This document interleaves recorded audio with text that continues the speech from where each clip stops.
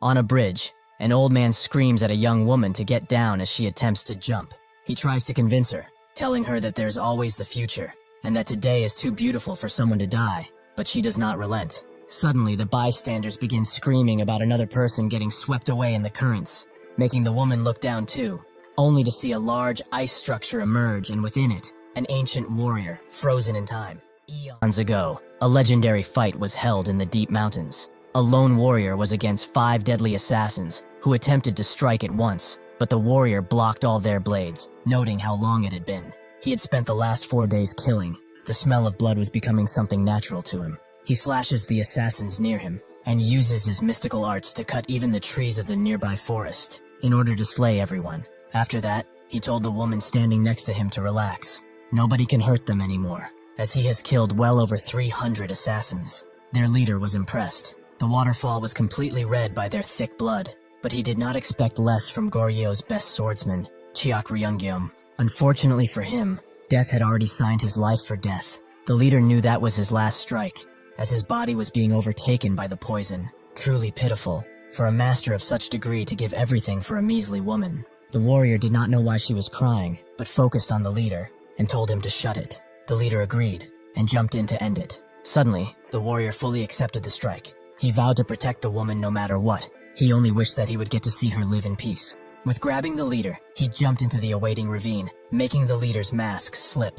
What the warrior saw left him shocked. He knew this man. He was Okyan, who was happy that he won. But why did he do such a thing? With that, he and the warrior fell into the cold water, sealing their fates forever. The warrior is immediately taken out of the ice and analyzed, with them knowing that he's from around the Goryeo period. Jung Sang-yong, the secret intelligence research team leader, thinks that they unlocked the future to cryostasis, since this guy is perfectly healthy. One of the researchers wonders if it's wise to tie him like this. Would he not feel attacked? Yong told him that he would think otherwise if he saw his charts. His body constitution is not comparable to theirs, to the point that they can barely even consider him a human. There's still tons to analyze, but the further they go, the weirder things get. He's an unknown entity, through and through. The researcher was just saying that they should treat him with care. He's basically a gift from the ancestors. Yong told him that he decides swiftly. The president is hopeful, yeah, but only time will tell if this is a gift or a disaster worse than the creation of the nukes. The researcher didn't believe him, but suddenly, Chok jumps towards him, his body ready to fight. In the city, a couple is driving around, but suddenly they hear a bunch of honking from behind. They look behind, only to be taken over by Chok, who is going over 80 miles per hour. His intervention creates tons of trouble on the road. People are more mad about their cars than the superhuman abilities he showed. The girl from before is coincidentally also watching from afar, surprised as everyone. Chiak does not know what to make of his surroundings. This is something he has never seen before. If not a dream, then what? He remembers the woman, just in time for 3 police cars to block his path. The cops immediately take control of the situation, with one of them not recognizing his fellow cop. He's not from this jurisdiction, right? The other cop confirms as such. An order from the higher-ups came in, to take that man in no matter what. Chiak slowly remembers what happened. He fell into the water with Okyan. But what is this current situation? The cops grab a hold of him, Chiak thinking that there's only one possible explanation for all this. This is the work of Okyan's subordinates, Yoon Eun-hee. She's an expert in dealing with the mind. He knows these are just illusions, so he throws the cops away. The others immediately point their guns at him, and one shoots the taser, only for Chiak to catch it between 2 fingers and see the presence of lightning. He begins absorbing the energy, making the other cops shoot too, but it's too late, as that does not affect him anymore. Chiak knows that he must escape this illusion soon, so he grabs their guns, and with a pull, he throws them around. The bystanders can't believe it. He's using the guns as weapons now, incapacitating any cop who dares to come close. Chiak knows there's only a single way to escape such an illusion. He must find the key that was summoned here. Staying on the ground has proven useless up until now. What he must do is to head up. The reinforcements who came did not even get a chance to get out. They could only stare, as Chiak flew away. Jong Minwoo, the National Intelligence Director, demands an explanation from Yong, who says that they were prepared for such a situation, but it escalated far too quickly for them to react. Minwoo can't believe it. Even the special forces are no match for that guy. Does he know how much damage has been incurred up until now? Young notes that if this is true, then his theory was correct, that man is a being on a higher plane of existence. Minwoo asks if he's serious. Is this the explanation he's going to give to the president? A strange man tells him to not be so harsh. He's responsible for everything after all. This response is normal. That man is someone from hundreds, maybe thousands of years ago. Normally, he should be powerless against their modern weaponry, forged to kill. Alas, he is eager to see what a warrior of Goryeo will do. Cheok is not pleased. If this is really the illusion's best, he should match their level, to at least give them a chance. One of the soldiers gathered on his location shoots at him and tells him that this is a gun. This is something that makes hand-to-hand combat useless, the true peak of all combat. The soldiers are glad to take down such a legendary figure, but at the same time, why is he just stretching? Suddenly, the leader feels something deep in his heart, which sinks into his stomach. Cheok draws his impromptu blade, but just as the soldiers are about to strike, their trigger fingers itchy. They get orders to stand down. A helicopter arrives, and the president tells them to stand down now. He extends his greetings to Cheok as he gets down. He is the representative of this country, President Kang Jakan. The soldiers are unsure of what to do, but Kang tells them that it's all right. Cheok asks if representative means king, which Kang kind of agrees with, but he would like to apologize for welcoming him in such a way. This place is to him the future, and to them, South Korea, their beautiful country. There are many things to discuss, so they should move this meeting somewhere else, more nicer. Cheok thinks about it, going for his hand, but in a single moment, he cuts the president's head off clean. Now he gets it. He was the key to escaping the illusion. Everyone sees this action and prepares to unleash a hail of bullets on him. But suddenly, the president raises his hand and demands they stay their actions. He is okay, but he felt his head come clean off. Could it be that this man has made a mistake? Cheok tells him that it wasn't, but something has been eating at him since earlier. Eunhee was the strongest illusionist in Goryeo, but this is all too sloppy of an illusion. Even his posture is stupid. There is no way she would have been able to craft such a thing. The sensations he felt too, it feels much different than an illusion. So this is indeed a true place. They escort him to the president's secret home, where they serve him a delightful platter of food, and ask him to eat. Cheok asks where he is, so the president explains that he's at a secret base of sorts. They have not used it much, but this is the perfect opportunity to do so. He should really do it. All this food is a staple of their era. Cheok assumed it would not taste much different, making the president think that he has finally accepted his situation, that he is in fact 800 years in the future. Cheok has done so, at least to an extent, which the president is pleased to hear. He must have noticed him being able to move thanks to their modern medical technology. Something such as this must have been impossible back then, but fortune smiled upon him, and he lived. Cheok knows what this means. Goryeo has completely fallen, leaving him alone. The president will not lie and say that he knows how he feels, but he should not worry, as he will provide him all the support they can to help him adjust. In return, they just want his cooperation. They won't demand anything difficult, of course. He signals the director to play the video, which is a recording of a news outlet, interviewing people who saw Cheok firsthand. They all think he is moving like a hero, just like in the movies. Besides that, the news could not stop talking about the Han River glacier he came from, some presuming he comes from ancient times. Surprisingly, however, this was all revealed to be a movie production. The producers just wanted to emulate maximum realism. Cheok gets none of this, so the president simplifies it for him. They are saying this is just a staged thing, because they cannot let the public know he really exists. People are not ready to know about him, a frozen human.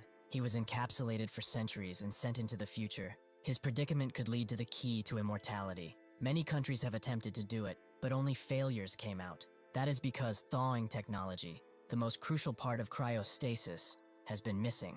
However, he is the key to all of this. He will be honest with him now. For the sake of their country and his history, will he cooperate? Before he can even finish, Cheok refuses and simply walks out. He must have thought that would work, but why would he ever live in this era?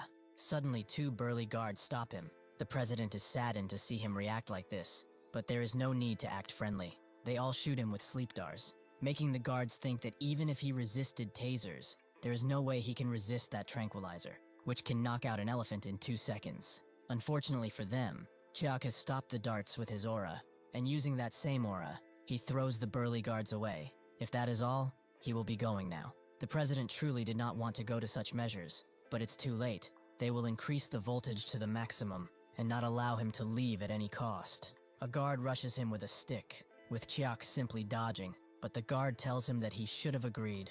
Now he will experience death. One of the guards manages to get him, but he only hit an afterimage. The others try the same thing, only for Cheok to simply sidestep all of them, using his inhuman speed. Just like that, The guards were left speechless. Even if they had the means to kill him, they had no chance to ever catch him. The president can't believe that they lost him. Capturing that man by force will not be possible. The director explains that they will find other methods, but as soon as he finishes, a guard storms in, explaining that they found his location. They are not sure why, but he was somewhere rather easy to spot. The tallest building in the city. A helicopter watches him closely, but Chiak doesn't care anymore, as this reality is not his. He does not have a purpose anymore. The woman he loved is gone into the sands of time. Even the people he wanted to kill are gone. In such a dark reality, there is no need to live. He realizes that he should have died back then. Perhaps he really did so, meaning that this is his end. As he falls, however, he sees a billboard and arrives face to face with his arch nemesis, Okyeon. In the past, Chiak had saved the woman from him, but at the cost of his entire family, who fell into an illusion and subsequently started to kill each other. With the moon rising in the air, Okyeon believed it signaled the beginning of destruction. He vowed to make Chiak struggle until the very end, because one day, everything underneath his feet will be crushed. Chiak thought he killed him, but here he is, alive in the future, just like him. Chiak decides to postpone his death, and uses his energy to save himself. He lands down graciously, and stares more at the billboard, a feeling of anger swelling up. The president subsequently gets informed that he jumped off the rooftop, but they could not find the body. He just disappeared. Thankfully, they had some witnesses nearby to confirm that he is alive, and they just said that he kept asking about Yu Yan-woo. There isn't a single person in the entirety of Korea who does not know of him. He's an amazing action movie star. From a young age, he showed his promising skills, capturing the world with his bold moves. Since then, he caught the attention of many directors from both East and West, allowing him to make plenty of successful movies. Besides that, thanks to his smooth skin and perfect looks, even idols don't pose a challenge. Due to all this, the stock price for his planned company has skyrocketed. He's someone great in the eyes of many, who's even helping the country. One could say that he's truly one of the greatest men to ever exist. The boy who told Chiak all of this wonders how he doesn't know him, but this is no great man. The Okyeon he knows is far from someone like that. But since he exists in this time too, there are two possibilities. Perhaps it's one of his descendants, or it really is him. He hopes it's the latter, as he wants to meet him immediately. They have much to discuss after all. He tells the boy that he wants to meet him, but the boy asks how he could ever meet a celebrity, and such a star too. He could hang around the airport and catch a glimpse, but even that is hard. Chiak remembers he doesn't have to do anything peacefully, so he smashes his head on the electric billboard and demands to know where he is immediately. The boy pleads to be spared, but Chiak promises not to harm him if he gives out the info. The boy swiftly agrees, but what he said is true. There really is no way to meet him now. He saw an article that he went overseas, more specifically to the United States. In a lavish setting, Yeonwoo is filming a scene, and a part of that scene is him being punched. But the actor who has done so forgets his next line, and asks the producers to tell him. The filmmaker can't believe him. This is like the 5th time he has done this to Yeonwoo, probably because he doesn't like him or something. Yeonwoo can't stand this anymore, but instead of retaliating, he tells the actor to hit him on the other side. He doesn't know if he can say his lines if he hits him again here. Suddenly, the chandelier standing above the actor snaps, with the only outcome being death. But Yeonwoo jumps in and saves him. The blast creates a bunch of dust. The camera crew charges in fearing the worst, but they are both alive. There are no major incidents, but Yeonwoo has suffered some damage to his arm. He gets fixed right up at the hospital. His agent believes he's incredible. How did he think of saving that guy so fast? Yeonwoo doesn't know. His body just reacted, but he's fine. Although a lot of staff members handed him gifts, he should give them out to the hospital staff once they leave. He also apologizes to the agent. The filming schedule got garbled because of him, but the agent says it's fine. They have a more important thing to do now. After he tells him, Yeonwoo is shocked, as he certainly did not expect that. Inside of the Blue House, the president congratulates everyone on a successful meeting, but he has something to do now. After walking away, as soon as he enters a doorstep, Chiak tells him that he's late. The president is amazed once again. Only someone like him could go in and out of this fortress so freely, but he looks better in the light. He gave him quite a fright yesterday. 9 hours ago, Chiak just showed up inside of the president's office and asked if that offer was still valid. The president thought he would come back, but he wanted to know, is he related to Yeonwoo? Chiak is glad he already knows. He wanted him to introduce him to someone from another country. No questions asked immediately. The president gave his hand and demanded the same thing as before, his full cooperation. Chiak looked at his hand and firmly grasped it, signaling their agreement. He asks where he can see Yeonwoo, with the president knowing he wants to meet him right away, even though he's so far away. The president tells him not to worry. That man is already here after all. Chiak immediately stares him down as soon as he casts his eyes in that direction, but he does not hold the same expression as the man he knew. Yanwu greets the president, who sees his hands and asks what happened, but it was all a little workout accident. Chiak introduces himself as he saw from others, with a handshake. Yanwu is surprised to see him. He must be the national merit the president was talking about. He heard they are doing a promo video together. Chiak uses his energy to feel any ki coming from Yanwu, but he's completely empty in that aspect. He apologizes for holding his hand so roughly, and the president tells them to grab a seat each. He will be going to the bathroom for a moment. As he leaves, a man tells him that the soldiers are awaiting their orders, which makes the president glad. He really wanted to see why this meeting was needed in the first place. Yanwu sips his tea and tells Chiak to do the same, as it's delicious. But Chiak is disappointed. This man only resembles Okyan, meaning that his quest was for nothing. Suddenly, Yanwu puts his cup down and asks how he is alive. He asked, but he did not look that glad to see him. Chiak knew that something was strange. This is the same man who destroyed his life in the past. He just fully hid his chi. But when did he pick up such a skill? And when did he even come to the future? Okyan tells him that he will not gain anything from killing him now, so he should calm down. Since he looks so disoriented, he guesses that he has not been here long. Chiak believes he has though, and asks if this is another dirty trick of his. Okyan smiles. There's probably nobody in this world capable of such things. Chiak wants the answer to only one thing, and he better answer carefully. Is the lady also here? Okyan tells him to not say it so menacingly. He must be talking about the girl he was guarding with his life, but he wonders, is she, or is she not in the future with them? Without wasting a single second, Chiak destroys the table and pushes him into a nearby wall. He really doesn't need him anymore, as he will find the answers himself. Okyan found it weird. Was this always like this? Well, it seems that now he can actually take him on. He also tells him to wait a second. Even though he might not even care, they will not be interrupted, as he separated this place using illusions, so they just look like two friends chatting it up. With that, he charges in, but Chiak has already figured out her real identity. She is not Okyan. He asks what the hell he's talking about, but Chiak was only fooled because of how well she hid her chi. However, she revealed a bit of it while defending herself, and he knows that chi very well. Eunhai did not expect him to find out so quickly. He's impressive for someone who just woke up. Chiak certainly did not expect to see her here, because on the day of the rebellion, he slashed her open on that cliff, and she fell into the water. Eunhai feels sheepish now, but just like how he knew of Yanwu's existence, Okyan is a famous figure in this world. She is currently taking on his work, for the sake of his grand plans. She will have to hand in her daily report soon, and she's positive he will be ecstatic to find out about him. She believes that Chiak has weakened after so much time, so she summons a bunch of illusions, believing that she can defeat him. She will be rewarded amazingly if she turns him in after all. Chiak immediately puts a clone into the ground, releasing an amazing amount of chi. Eunhai calls him a fool. He's using too much chi for a body that has just woken up. He will soon ruin his body if he continues. Chiak tells her to not use her standard on him, and slashes all the clones, including her, in one fell swoop. She gets pretty mad, demanding the clones do something, but Chiak says there's no chance, especially since she died before. On that day, she fell off the cliff after sustaining a mortal injury. Eunhai also thought of herself as dead, but suddenly, she woke up in this world.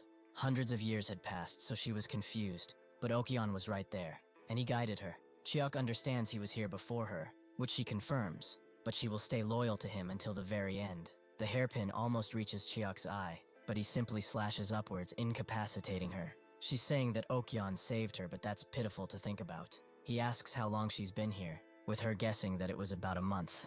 Chiak then asks when her body started to rot, her not wanting to reveal it at first, so he slashes her clothes open, revealing her rotting flesh. That bastard probably acted like he was her savior, but he actually used a technique that cleanly led to her slow death, after being used for his needs. Eunhai smiles, and screams that her master would never ever do such a thing. She never even heard of such a technique. Chiak says that's natural. It's not something someone of her level would know, but it appears that she's not needed in the far future. She really should think about it before she does anything. Why would her master hide the truth and make her do this petty work? She's not worth anything beyond this, that's why. Eunhai finally sees the truth. Death is calling for her name, and prepares to drag her in. Even with this, there is a way to extend her life. By contrasting inner chi, her body chi will be injected. Through that, they can prevent the rot. Just like this. Eunhai can't believe this. Was Okyan really preparing to let her die? Chiak explains that there are two people who can do this. him, and Okyeon. So now she has to choose. Will she choose the man who tried to kill her, or him, who can save her from death? Eunhae looks completely defeated, but redresses herself and grabs his large stick. She wants to live. What must she do? Chiok only wants one thing from her, to become a double agent for him. Suddenly, the guard waiting outside hears a large rumble, and Yeonwoo storms off, demanding to be saved. The president asks what's wrong, and Yeonwoo tells him that Chiok is crazy. They have to evacuate immediately. They all enter, and Chiok apologizes. He will compensate however he can. He was just seeing things, and got mad. The president didn't care about compensation, and asked if he's fine, which he is, while also confirming that Yeonwoo was not touched. Eunhee is surprised he can put on such a show. Normally, he is not that unstable. With this act, Chiok has gotten one step closer to the truth, and one step closer to Okyeon. Since childhood, Chiok has been crafted to be the perfect bodyguard, someone who protects another with the sword. He swore a vow to only draw his blade when protecting that person. If they are in danger, he shall save them, even if it means giving his life. To him, the person he serves should stand above anyone, even his parents. His master told him one last thing, that someone who has something to protect will never die without a fight. He should remember these words. Chuck suddenly wakes up, his condition becoming unstable as he does so, making the scientists worry. But he's all right. He asks how long he has to do this for, with the scientists believing that they have gathered enough research material for now. If he is tired, they can continue later. Chiok chooses that option, not rightly believing that he cared so much that he had a dream. At a nearby cafe, Eunhae awaits for Chuck, who eventually arrives late, but he excuses himself, as he had a job to do. She asks if he was followed, but he confirms that he was not, so they should take a seat. After they do that, Eunhae feels that something is wrong. He has no income, yet he's ordering drink after drink. She's not exactly rich either. Chiok tells her to shut it, as he's doing the questioning right now, but they should get back on track. He only found out about Okyeon's identity at the end. He was a part of the family he swore to protect. He thought he died due to an accident, but since when has he been plotting rebellion? Eunhae reveals that he has many secrets. It must be why he's wearing a mask in the first place. She just wanted to follow his will and orders, so him getting the answers he wants will not likely happen. Chiok asks if they are the only ones who came from the future, which, as far as she knows, that is correct. She was curious at one point and looked into it, but there was no mention of anyone else. Chiok asks where Okyeong is and what he is currently doing. Eunhae explains that he's overseas, but he should not think of confronting him like this, as he is more powerful than ever. Suddenly, Chiok puts his hand forward, as he feels a presence from very far away. Okyeon feels it too, surprised to see something so interesting pop out. Chiok calls himself pathetic, and says that he's adding conditions. After feeling Okyeon's presence, he finally grasped just how blinded he was by revenge. The most important thing to him is not that, but her. If they are all here, what he's thinking is not impossible. He has to follow his teachings. His iron rule must be held, so he will go and find his lady. Eunhae asks if he even has a way to find her, but he has to try. She tells him that it won't be easy. She barely even remembers her, but Chiok tells her not to worry. He served her his entire life. He can draw her face, no problem. What he draws through really isn't that great. As she gets out of school, a girl by the name of Choi Seung gets screamed at by her friend, who wanted to walk together with her. How can she leave without her manager? She really is cheeky, even if they are all students. She's no different from a celebrity. She's even got a fan club that's crazy for her. And with that, stalkers. So it's dangerous to walk alone like this. Just a few days ago, one of them was hiding in the hallway and watching her. How can she leave her alone? But seriously, she's actually jealous. When is she going to get this much attention? As they walk, Chiok and Eunhae watch closely, with Eunhae asking if he thinks this is her. She did not expect this device to be so useful. It's a sea of information that has everything. It truly is an incredible piece of art. She is glad that they made progress with such ease. She thought he would have to spend a year's worth of chi for the search. Before he can tell Eunhae to be quiet, Chiok hears the two girls scream, as two stalkers have cornered them. They really shouldn't be afraid, they are just fans. But since they are enlisting tomorrow, they wanted something like an encouraging hug, or a photo. They cheered her on even when she was having a hard time. So this much is only natural, right? Eunhae wonders what's going on as they stare from above. It definitely isn't good, but should they intervene? Chiok's lady was like a dandelion, frail and small. She was wealthy, yet she cried many times, and if she got sick, she became incredibly so. She was someone that had to be protected, but that same frail lady was by no means a weakling. She was a lord. Chiok approaches them after they incapacitate the weirdos, and he apologizes to her, as he is far too late. He tries to give her his coat, but she suddenly rushes in and punches him, giving him a state of confusion. She notes that it really has been some time since she's beaten up some stalkers, that is. Chiak can't believe it. He asks for her name, praying that he lost her memories, but he cannot deny what's in front of him any longer. She is just a different and entirely different person. She apologizes for jumping to conclusions. She really didn't mean to punch an innocent person. The managers come too and try to defend the girls, but they can't even move him. Chiak does not even care. He has failed once again.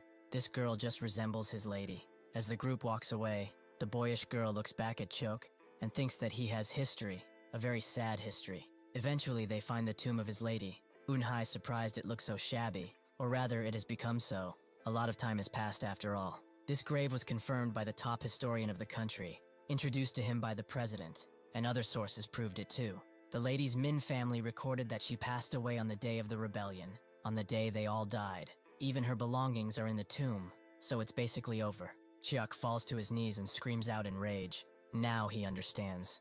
The act of wanting to protect ended up breaking the iron rule. He really should have stayed with her until the very end. He completely and utterly failed in his duty. He cannot go on living like this. Just from the chi he's letting out, Eunhye feels the mountains tremble. But now that they know the lady is dead, there is only one thing left to find out about that child, who resembles her way too much. She suddenly enters an office, but it's run down, wondering if the owners went bankrupt. But the boss asks what she's talking about. He's the only worker, and he would never abandon this company. She notes that he's been sleeping here like a bum since he abandoned his home. But Im Shideok tells her not to bring up any of the details. He is the CEO of SD Agency. He calls her Duel, and asks her to cook a bowl of ramen for him. She doesn't believe that making ramen is fitting for someone of her status. She's the only celebrity here. She just hasn't had her dazzling debut yet. Shideok rises from his sofa, his neck stiff as ever, and asks why she's acting like this. Does she want some ramen too? Duel asks if there is no news yet. She heard her interview went viral on the net, and that multiple people reached out already. Shideok tells her to be patient.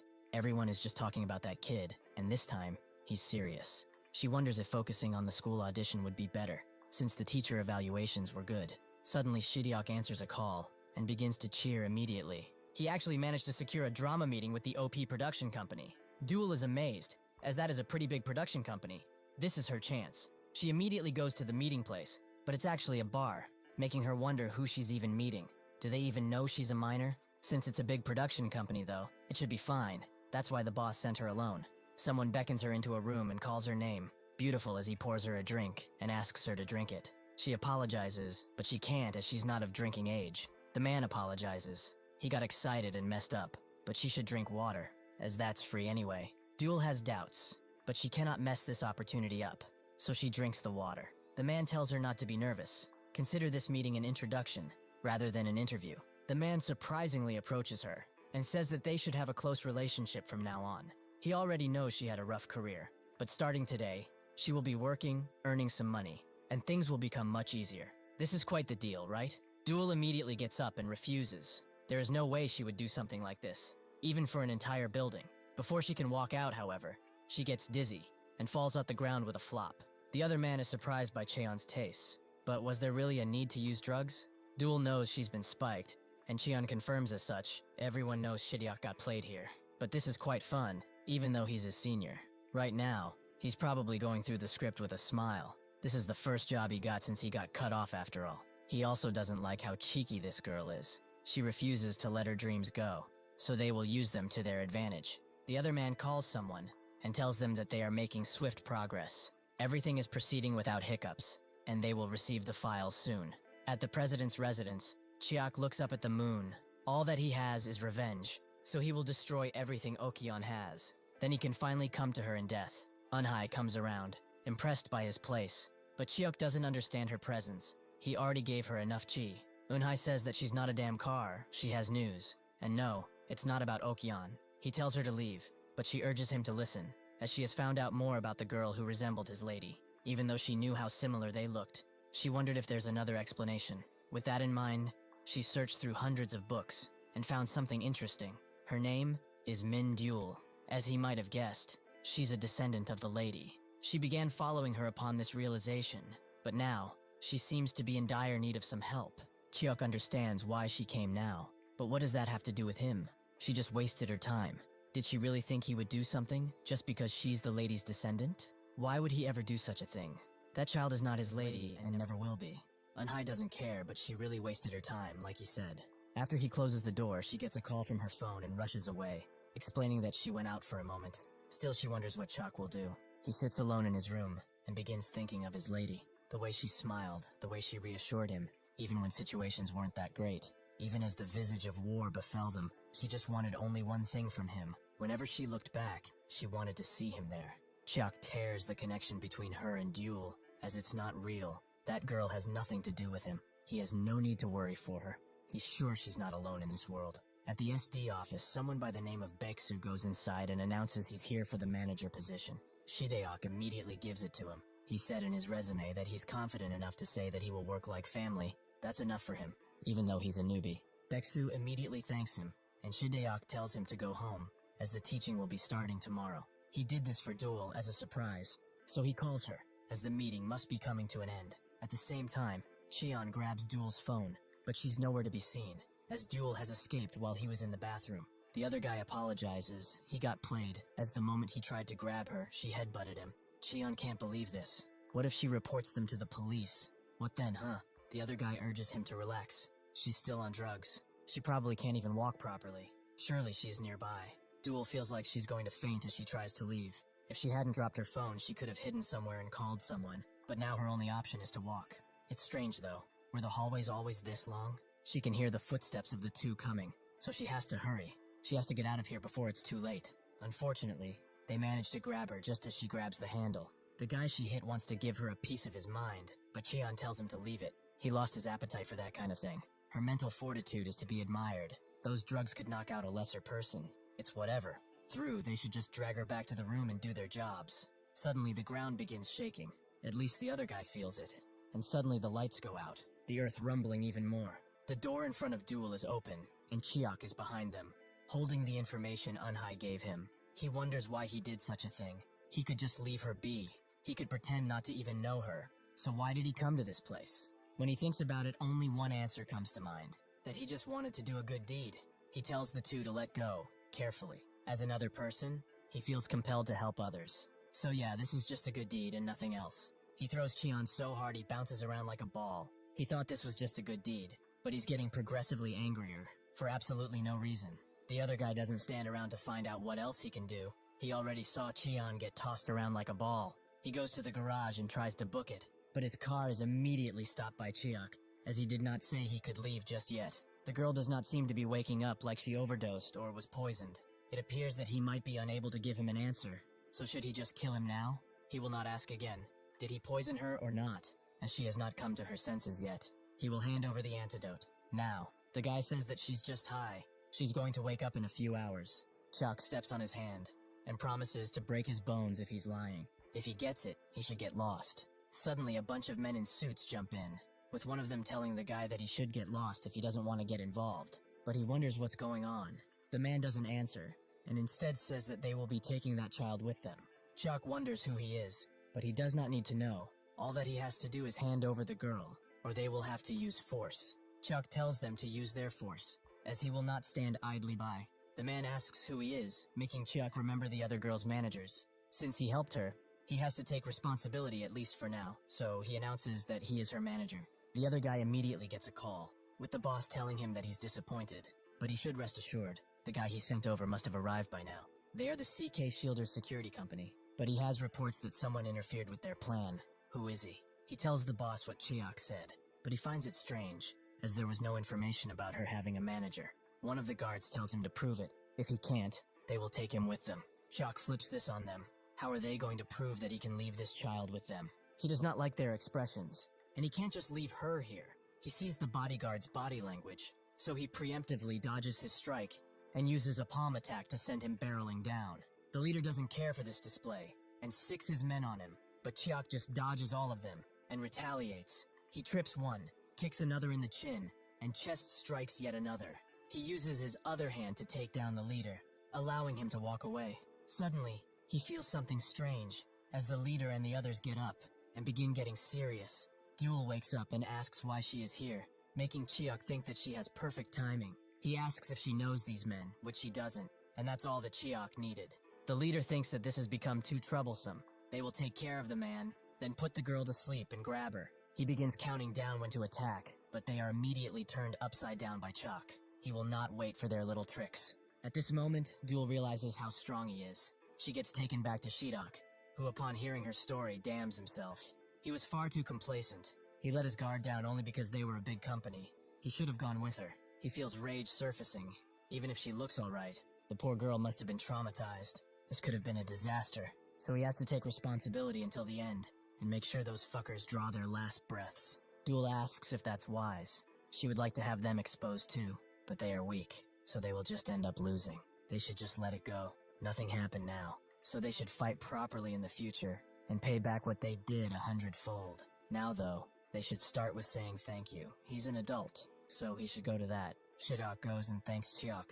That girl is a better man than he is, but how can they ever repay him? Chiok has no real wishes. He just wants more of what he's drinking, and sweet things are really good. Duel tells him that he's extremely strong. They should hire him as a manager. This is a big coincidence because he mistook her for someone earlier too. Is she pretty as she is? Shidok sees her vision, and asks Chiok what he does for a living, who is jobless right now. He looks at him more broadly and he fits in the picture, so he really should work as their manager. Seon immediately celebrates when Duel tells her that she got in contact with a big company jumping all around, but she did not tell her the big parts, because she would have probably cried the entire day. She asks her if she has any cast tips, or some trade secrets, which Seon agrees to give. She should ask her anything. Suddenly she gets bumped by a bunch of delinquents, who clearly don't like her because of her popularity. But one of her managers comes and tells them to get lost, as he can be mean too. Seon is glad that he has him, and tells Duel to get a manager too. Someone who can be reliable in any kind of situation. Duel thinks on that, and thinks that her current one is not that bad. Chiok waits for Eunhye at night, who arrives late, but she has a schedule too. Anyway, why did he ask for her so late in the night? Chiok wants to know the duties of a celebrity manager, making her begin to ask why he's curious. But upon him giving her a stare, she responds. Their job involved managing the celebrity's condition, schedule, and other negotiations. Basically someone who protects them. Chiok guesses it's kind of like his old job, but Eunhye really wants to know now. Chiok explains that he got a job. He's Duel's manager.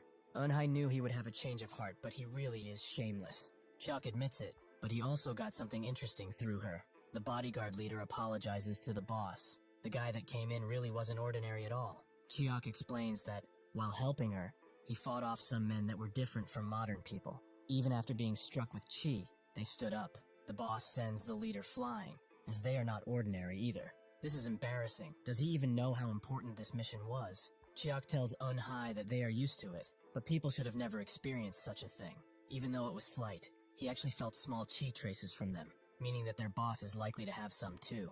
Eunhye is shocked. Is he sure that he felt things correctly? Chiok tells her to stop making a fuss. Does she know something or what? Eunhye is hurt. Okyeon told her that internal ki is extinct in this world, but something like that is obviously impossible. It seems that she was really outcast from the beginning, but instead of swearing at him, she should explain herself. When she awoke, Okyeon told her that the world had changed. The ecosystem drastically shifted over the centuries, and as such, the human body operated differently. It is a world where science is the main force, rather than martial arts. He wasn't mad, as the science power was something to behold. Eunhye hasn't been that long into this world, but she's sure he also felt it, that chi is not needed here. Even Okyeon doesn't use it. Chiok wonders why she was able to stay alive then.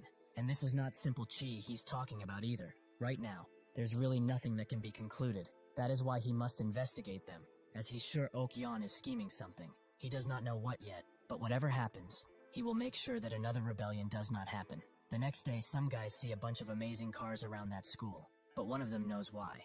Because that's Yongjun High, Korea's top school. Duel is attending that same school, and unlike most people here, who are snobby rich people, she got in through luck. She was specially admitted. That's why someone of such a low status as her is in, and why she is an eyesore to said rich people. If she was allowed to do what she wanted, she would beat the snob out of this Jong girl, but she resorts to telling her to cut it out. Suddenly a boy comes around and asks what she's going to do.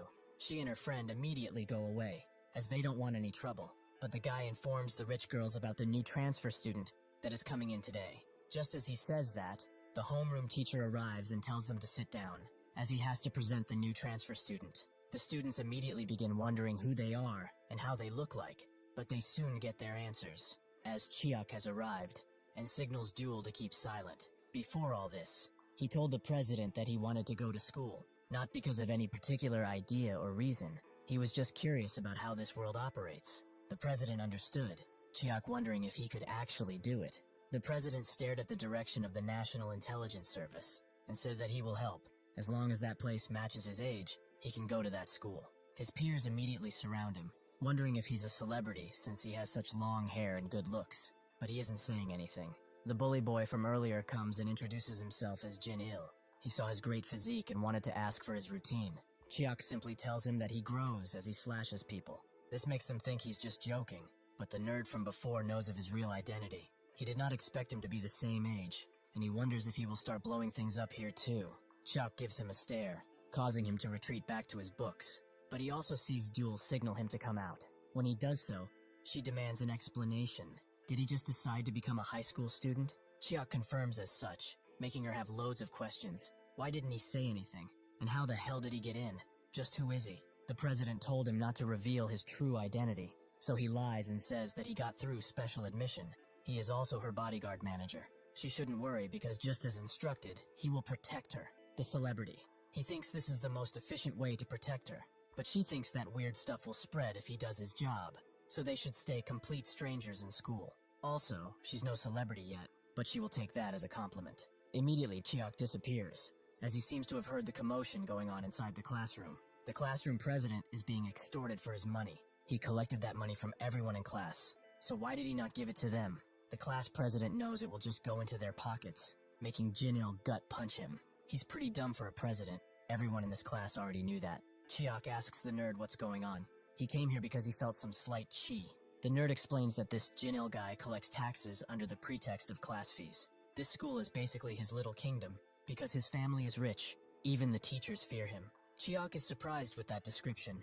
Is this fragile little worm a king in this world? Thank you for watching. See you next time. Everyone hears his words, and one of Jin-il's goons wonders if he's trying to rise himself in the hierarchy. He should really just stay in his place though, as he alone is enough to mess him up. Jin-il simply moves him out of the way and tells him to go ahead and strike him, if he even can. Chiak wonders if he wishes to die at such a young age, making Jin-il charge in with a punch, but just when things are about to get worse. The class president arrives with the homeroom teacher, making Jin-il back off. The nerd is glad this ended without conflict, but Jin-il vows to make Chiak learn what his title as king really means. Later in the cafeteria, Chiak tries to sit at a table with a bunch of people, but they all swiftly get out of the way without saying anything. The nerd from before asks if he can sit with him, and Chiak agrees. He asks why everyone's attitude has changed, but the nerd tells him it was an obvious outcome under the circumstances, as he was completely marked. As he said before, Jin-il is king here. If one goes against him, their school life will be hard.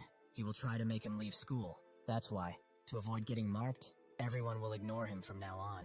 He doesn't understand why he didn't just beat that guy. He could certainly win, but he's also curious about something. When they first met, he thought he was not normal. Even the way he talks is pretty curious. Is he a superhuman or something?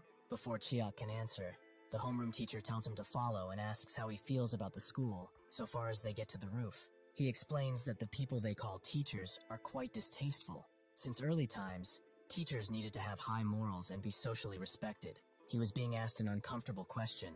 He came at the opportune time, yet why did she even come to see him?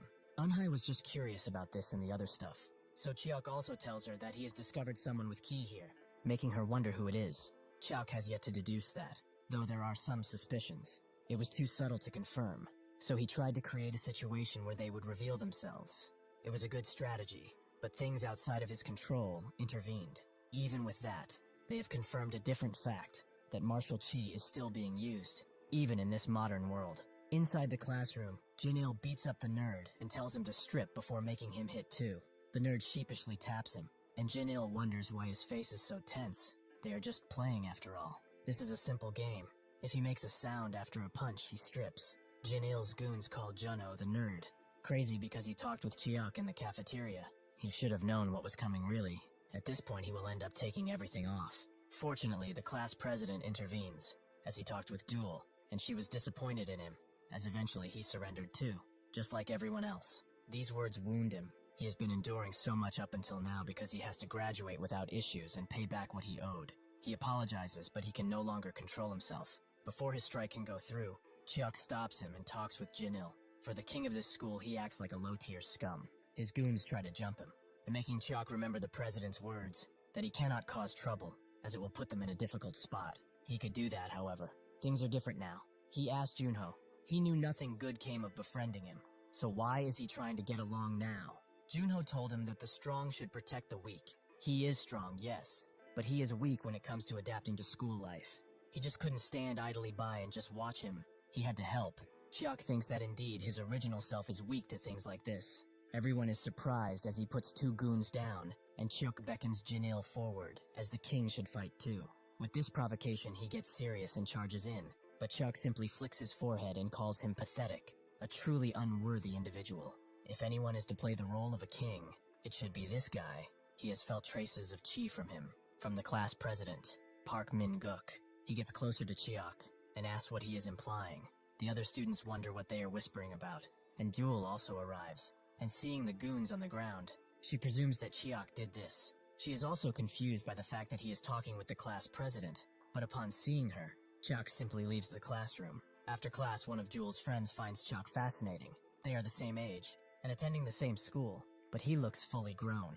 At least school life will be more peaceful than usual, since Jinil and his reputation have been crushed. Jinil is tweaking out in the infirmary. He wants to see the homeroom teacher, as he will make that bastard pay for messing with him. Jewel's friend also thinks that Chiok seems different, in the way that it would be better to get close to him. Jewel realizes she doesn't know he's her manager, so she tells her, and sure enough, Seon really had no idea. She promises to keep it a secret, making Jewel think that it was the right time to tell her. But Seon wonders if he has any experience in the field. Jewel knows he doesn't, but they will build it together as they go. Seon agrees, after all. He looks more reliable than most. Chiok thinks on what he talked with Guk. He told him to not hide it and asked when he manifested his Qigong. Guk did not know what he was talking about and only said that he was just going to throw a punch, making Chiok think that he doesn't know he has Qigong. That energy of his is giving him question marks, however, as it feels different and similar at the same time. The homeroom teacher can't believe he's glaring at him like that. Does he know what he just did, and on his first day too? He hopes he's called his guardian, as he will be held accountable for this. Chiok tells him he should be ashamed of himself, and before the homeroom teacher can lash out, the Direction of National Intelligence enters, asking why he wanted to meet them. Honestly, he's pretty disappointed, as this school is sponsored by the government. The homeroom teacher wonders who he is, and the director tells Chiok to leave, as he will get scolded later. He goes to the roof to meet with Eunhai, who is glad to see that the situation ended well. She also came here to give him what he requested, info about that guy he thinks has Qigong. Chiok congratulates her, and asks if there's anything in particular he should look out for. She explains that he is a quiet and diligent fellow, but also very ordinary. The only thing peculiar about him is that he has a passion for school. Chiok asks about his family. Perhaps he inherited it from his parents, but she doesn't believe so, as he does not have parents, only an older brother. Chiok thinks that this is not easy. Is he related to those guys? Yeon claimed that Qigong has been extinct for some time. He did try searching for it, but he did not find any. However, that kid is definitely hiding something. As Gok arrives back home, he greets his brother and asks if he has eaten. His brother is more interested if something happened at school, which gives Gok pause. And so, he tells him that there's someone at school with the same powers as him. He's a transfer student, but he dealt with the bullies with 2 swipes of his fingers. He also acted like he knew he had it, but he naturally pretended there was nothing there. His brother only wants to know what he looks like, and so Gok tells him. But before he can warn him, his brother disappears, and he calls someone, telling him about the guy they were searching for. Surprisingly, he is a high schooler. The man he called was upset when that thing happened, and the brother apologizes, but he understands what he must do right now. He will bring him that guy's head. This is CK Shielder's Security's 3rd leader, Park Dae-han. The next day at school, Chiok is returning all the money Jin-il took from them, who is mad that this bastard has the backing of the damn president. Seon thinks that he's the king now, and everyone is glad. He doesn't look the part, but he's actually kind. As he carries the trash out with Yoonho, he is glad that he turned the school back to normal again on his first day. How can he be so calm, though? Chiok tells him that it just turned that way, and asks how he can do waste sorting. Before telling him, Chiok tells him to hold that thought, as he has found the guy to answer his questions. Gok teaches him how to sort trash, but Chiok wonders why they even do this. Gok tells him that it's to protect the environment, while he also wonders why his brother reacted like that. Perhaps he's trying to get close to him now, Chiak tells him that he will learn the rest on his own, as it seems like they are the only ones here now. Gok sees this as a threat, and suddenly his shoulder is grabbed, making him try to rush in with a punch, but it's just Duel who finds them suspicious. Are they having some sort of secret conversation again? Gok says he was just teaching him about waste management, but Duel thinks that they were about to fight, judging by their reactions. She thinks that only the special admissions students are here now, and since they don't have any friends, they can just befriend each other. Later, Shiryok calls Duel and Chiak over, as they have been waiting for this a long time. They have a job to do after all. A producer friend of his is making a small web drama. She only has a minor role, and since it's a student role, she can just go as is. Tonight, the only problem is that it's a little far, so he hopes that her manager can drive. Chiak wonders if the thing he just handed him can drive, making Shiryok feel insulted. Even if it's a jalopy, it works well enough. Duel tells him that this guy is a high schooler, making Shiryok wonder why he never mentioned it before, but he just didn't ask. Shiryok wonders what to do now, so with Dune's role on the line, he gives them his card and tells them to be frugal. As they are on the bus to the meeting location, Chiak tells Duel to be more frugal, but she doesn't want to hear it from the guy who ate 5 whole breads and still has cream on his mouth. Chiak wipes it and notices that she seems close to Gok, which she agrees with. They are both special admission, so they have seen one another for quite some time, and as he knows, the special admission kids were financially struggling, so they all grew a bond. But now, only she and Gok remain, as the others were bullied out. He's a resilient one. Maybe he's influenced by his brother who works in the security field. Why is he so curious about him though? Chiak begins to pretend to sleep, and wonders what security even means. As they get to the filming area, Duel doesn't want Chiak to follow her, as he stands out, which is burdensome. He can just rest in the filming crew bus, as she will be back soon enough. With this, Chiak is left to ponder if security, then those guys from back then lied to him. But just what does his brother have to do with this? Suddenly, the guys from before appear, ready for their revenge, but Chiak vows to not get up if they answer his questions. He first asks if they are after him or Duel, but when they don't answer, he asks if they know Daehan. The squad leader tells him to not get up, but Chiak simply catches his arm and tells him not to make a fuss. With this opportunity, the leader grabs his arm and unleashes his power at the maximum level, surprising his men. But Chiak simply puts him to bed with one slap. It seems that there are some useful things in this bus, even if not by much. This is a better tool than his fists. The subordinates take their jackets off and begin to fight him, but Chiak is not impressed. Compared to the Qigong of the past, this is like a sad imitation. However, he has felt someone outside, who seems different. Daehan is surprised they lasted a whole minute, really. They are wasting money on those bastards. He always needs to clean up after them. Chiak asks if he's Daehan, and he asks who he is. Chiak tells him it's simple. He's his ancestor. Daehan laughs, as that was really unexpected, but Chiak notes that they are quite similar, he and his brother Gok. Suddenly Daehan tries to attack him, asking who he is again, but Chiak is as interested in him as he is. How about they continue this in a quieter place though? Daehan is dying of curiosity. Just who the hell is he to have such powers? Chiak told him already, the one who wins will get their answer. Daehan immediately rushes in, but Chiak simply puts his hand forward. Daehan is glad that he can block like this, so he rushes in again, but Chiak is reading all his attacks, meaning that he's really strong, at least at the same level as him, or even higher, meaning that he must use his Qigong no matter what.